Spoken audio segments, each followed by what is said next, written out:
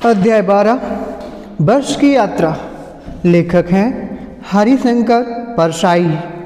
विषय हिंदी, कक्षा 8। यह वीडियो का पहला भाग है और मैं प्रस्तुत करता विकास कुमार रिंजन। और आज हम पढ़ेंगे GCRT की किताब की कक्षा 8 का विषय हिंदी, बस की यात्रा।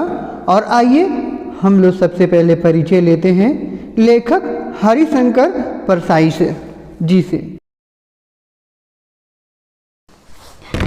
हरिशंकर परसाई जन्म 22 अगस्त 1922 ईस्वी, होशंगाबाद मध्य प्रदेश में। मृत्यु 10 अगस्त 1995 ईस्वी। प्रसिद्ध लेखक और व्यंग्यकार। नागपुर विश्वविद्यालय से MA करने के बाद अध्यापन कार्य, बाद में स्वतंत्र लेखन। परसाई जी ने भारतीय समाज और राजनीति में व्याप्त भ्रष्टाचार और शोषण पर करारा एवं सटीक व्यंग्य किया है, इसलिए इनकी विशिष्ट शैली पाठकों के मर्म को छू लेती है। सम्मान: साहित्य अकादमी सम्मान। प्रमुख रचनाएं: कहानी संग्रह हंसते हैं रोते हैं, जैसे उनके दिन फिरे तब की बात, संस्मरण, तिरछी रेखाएं, व्यंग, भूत के पांव पीछे, सदाचार का ताबीज, ठिठुरता हुआ गणतंत्र, शिकायत मुझे भी है, विकलांग, श्रद्धा का दौर। प्रस्तुत पाठ में लेखक ने एक जर्जर बस में की गई यात्रा के बहाने अपने समय में यातायात की दुर्व्यवस्था पर गहरा व्यंग्य किया है। अपनी बेहद सधी और चुटीली भाषा के कारण व्यंग्यकार का यात्रा अनुभव काफ़ी गुदगुदाता है तो कभी रोमांचित करता है। हम 5 मित्रों ने तय किया कि शाम 4 बजे की बस से चलें। पन्ना से इसी कंपनी की बस सतना के लिए घंटे भर बाद मिलती है, जो जबलपुर की ट्रेन मिला देती है। सुबह घर पहुंच जाएंगे। हम में से 2 को सुबह काम पर हाजिर होना था, इसलिए वापसी का यही रास्ता अपनाना जरूरी था। लोगों ने सलाह दी कि समझदार आदमी इस शाम वाली बस से सफ़र नहीं करते। क्या रास्ते में डाकू मिलते हैं? नहीं, बस डाकिन है। बस को देखा तो श्रद्धा उमड़ पड़ी। खूब वायुवृत्त थी, सदियों के अनुभव के निशान लिए हुए थी। लोग इसलिए इससे सफ़र नहीं करना चाहते थे कि वृद्धावस्था में से कष्ट होगा। यह बस पूजा के योग्य थी, उस पर सवार कैसे हुआ जा सकता है? बस कंपनी के एक हिस्सेदार भी उसी बस में जा रहे थे। हमने उनसे पूछा, यह बस चलती भी है? वह बोले, चलती क्यों नहीं है जी, अभी चलेगी। हमने कहा, वही तो हम देखना चाहते हैं, अपने आप चलती है या? हाँ जी, और कैसे चलेगी? गजब हो गया, ऐसी बस अपने आप चलती है। हम आगा पीछा करने लगे। डॉक्टर मित्र ने कहा, डरो मत, चलो, बस अनुभवी है, नई नवेली बसों से ज़्यादा विश्वसनीय है, हमें बेटों की तरह प्यार से गोद में लेकर चलेगी। हम बैठ गए। जो छोड़ने आए थे वो इस तरह से देख रहे थे जैसे अंतिम विदा दे रहे हैं। उनकी आंखें कह रही थी, आना जाना तो लगा ही रहता है, आया है सो जाएगा। राजा रंग फकीर। आदमी को कूच करने के लिए एक निमित्त चाहिए। इंजन सचमुच स्टार्ट हो गया, ऐसे जैसे सारी बस की इंजन। हम इंजन के भीतर बैठे हैं। कांच बहुत कम बचे थे, जो बचे थे उनसे हमें बचना था। हम फौरन खिड़की से दूर सरक गए। इंजन चल रहा था। हमें लग रहा था कि हमारी सीट के नीचे इंजन है। बस सचमुच चल पड़ी। हमें लगता है कि यह गांधी जी के असहयोग और सविनय अवज्ञा आंदोलन के वक्त अवश्य जवान रही होगी।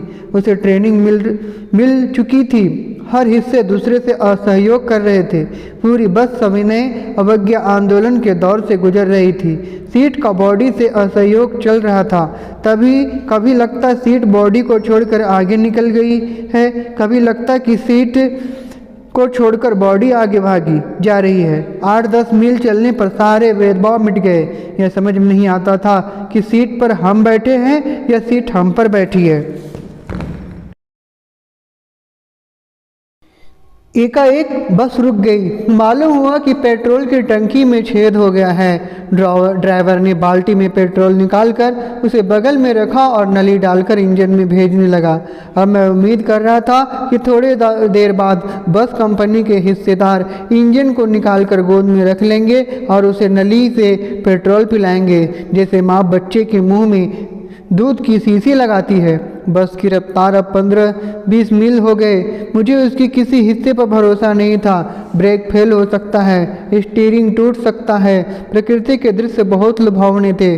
दोनों तरफ हरे भरे पेड़ थे जिन पर पक्षी बैठे थे। मैं हर पेड़ को अपना दुश्मन समझ रहा था। जो भी पेड़ आता डर लगता कि इससे बस टकराएगी। वह निकल जाता तो दूसरे पेड़ का इंतजार करता।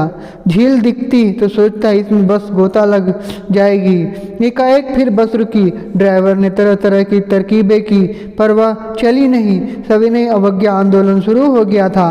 कंपनी के हिस्सेदार कह रहे थे बस तो फर्स्ट क्लास है जी, यह तो इत्तेफाक की बात है। चांदनी में वृक्षों की छाया के नीचे वह बस बड़ी दयनीय लग रही थी। लगता जैसे कोई वृद्धा थक कर बैठ गई हो। हमें ग्लानि हो रही थी कि बेचारी पर लद कर हम चले आ रहे हैं। अगर इसका प्राणांत हो गया तो इस बियाबान में हमें उसकी अंत्येष्टि करनी पड़ेगी। हिस्सेदार साहब ने इंजन खोला और कुछ सुधारा। बस आगे चली। उसकी चाल और कम हो गई थी। धीरे धीरे वृद्धा की आंखों की ज्योति जाने लगी। चांदनी में रास्ता टटोल कर वह रेंग रही थी। आगे वह पीछे से कोई गाड़ी आती दिखती तो वह एकदम किनारे खड़ी हो जाती, कहती निकल जाओ बेटी। अपनी तो वह उम्र ही न रही। एक पुलिया के ऊपर पहुंचते ही एक टायर फिस करके बैठ गया। वह बहुत जोर से हिलकर थम गई। अगर स्पीड में होती तो उछलकर नाले में गिर जाती। मैंने उस कंपनी के हिस्सेदार की तरफ पहली बार श्रद्धा भाव से देखा।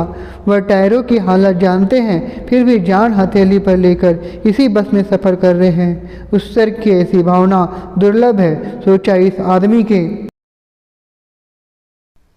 साहस और बलिदान भावना का सही उपयोग नहीं हो रहा है। इसे तो किसी क्रांतिकारी या आंदोलन का नेता होना चाहिए। अगर बस नाले में गिर पड़ती और हम सब मर जाते तो देवता बाहें पसारे उसका इंतजार करते, कहते वह महान आदमी आ रहा है जिसने एक टायर के लिए प्राण दे दिए। मर गया पर टायर नहीं बदला। दूसरा घिसा टायर लगाकर बस फिर चली। अब हमने वक्त पर पन्ना पहुंचने की उम्मीद छोड़ दी थी।